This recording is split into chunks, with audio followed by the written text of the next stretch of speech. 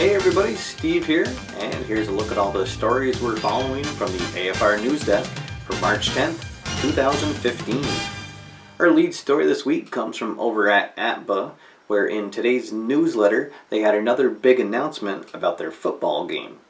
As you remember last week on the show, we discussed that this year they were going to rate certain players with just an individual letter grade, and then you would have a generic deck of cards that would represent all of those players. Now, just today they announced that it's possible that they may put out a set that has every individual player carded. The catch, of course, is that it's going to be a very expensive set. They're looking at around $100 per set, and they're not going to make it unless they get enough pre-orders when they put that out. So they're asking everybody to help spread the word, and when they make the announcement that the pre-order is up, if they reach a certain limit, then every individual player will have their own card. And if not, they'll go with the plan that they had with the generic letter grades. So there you have it, your chance to make sure that every player from last year's season gets their own card, or not. We'll definitely be following this story and bring you more updates as we get them here. Following up on another story from last week, we talked about the Kickstarter for Bottom of the Ninth from Dice Hate Me Games, and I'm really happy to say that that game has reached both its funding goal and also passed its first stretch goal.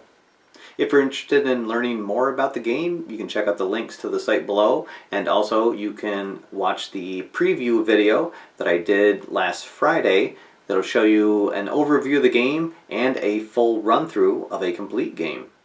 Over on Al Wilson's Hands-On Games channel, he released another review, this time of Strat-O-Matic.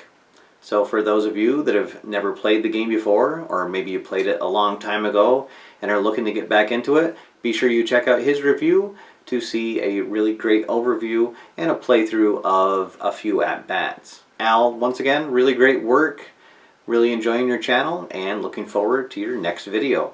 And speaking of Strat-O-Matic, they're having another sale this week. This time they're featuring the 1955 and the 2004 card sets. Both are 25% off using the promo code SPRINGTRAINING2. This sale will last through noon on the 16th of March. And finally, another update on a Kickstarter game we've featured here on the channel, and that's the Guild Ball Miniatures game.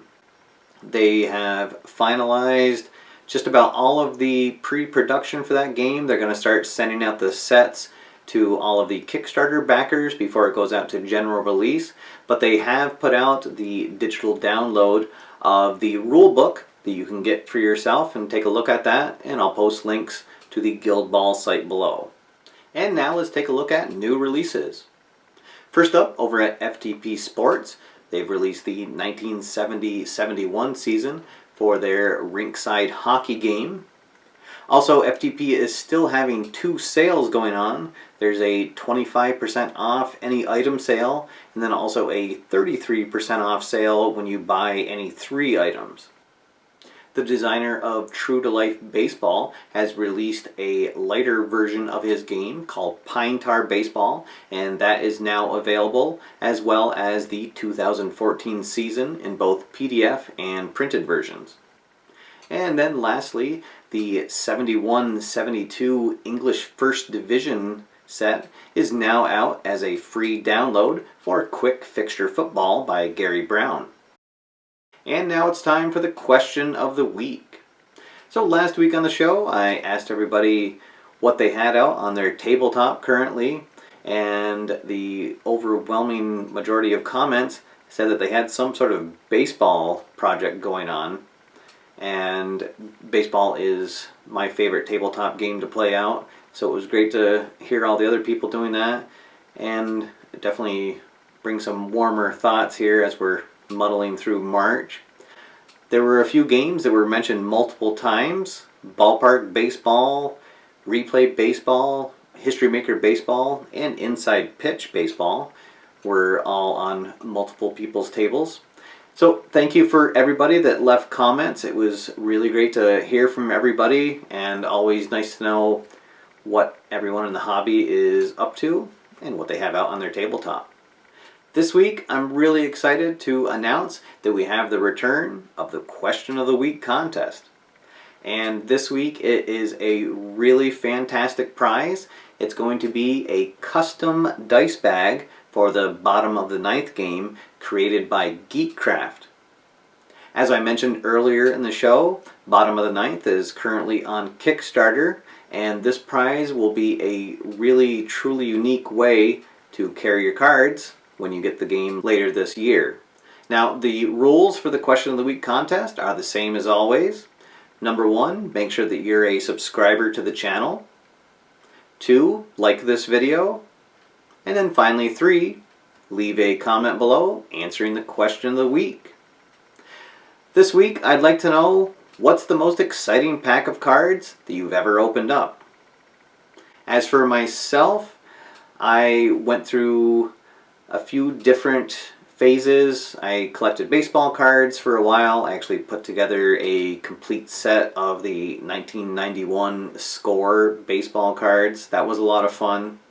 But the most exciting pack of cards that I ever opened was from an old wrestling trading card game. And I managed to pull what is called a flash pack. And what that meant was that every single card in the pack was a limited edition foil. So it was really neat to open that up, see all that shiny goodness in there. And for a few moments it was nice to think that I had struck it rich on finding that card set. Unfortunately, the game is no longer in production, and actually it folded shortly after I found that flash pack. But it was a fun moment, and certainly a memory that stays with me till this day.